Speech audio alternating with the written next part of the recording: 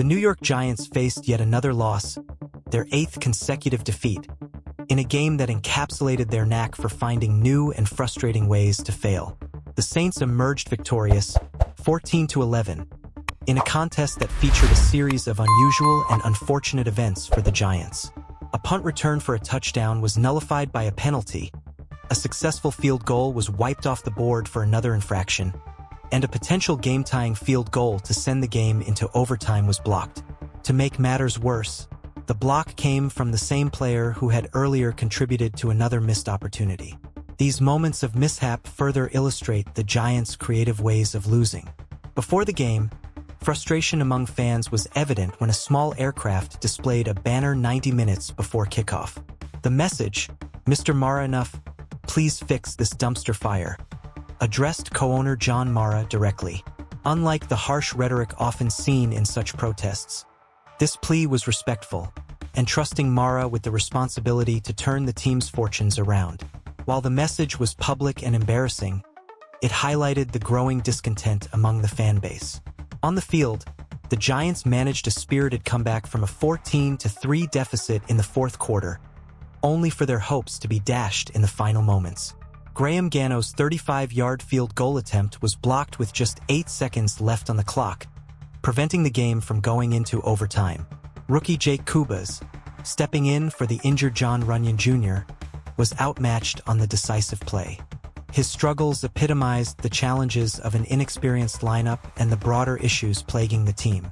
Drew Lock, making his second start for the Giants, had a rough day. He failed to complete his first 8 passes, a rare and discouraging feat in the NFL.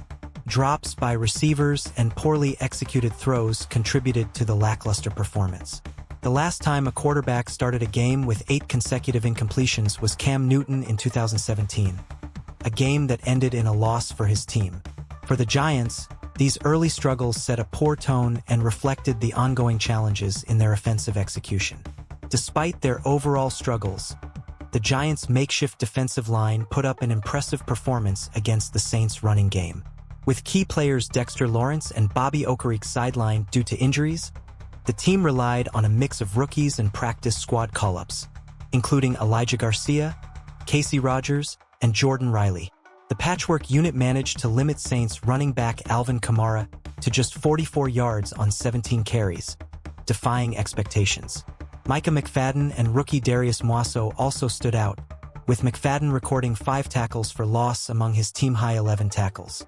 While the defensive effort was commendable, it ultimately wasn't enough to overcome the offensive struggles and special teams mishaps. The loss dropped the Giants to a 2-11 record, further solidifying their place among the NFL's bottom dwellers.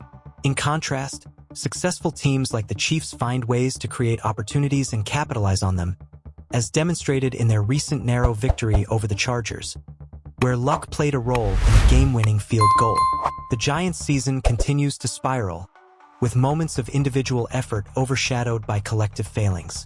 Malik Neighbors, battling injuries, showcased resilience by playing 73 of 78 offensive snaps and contributing 5 catches for 79 yards.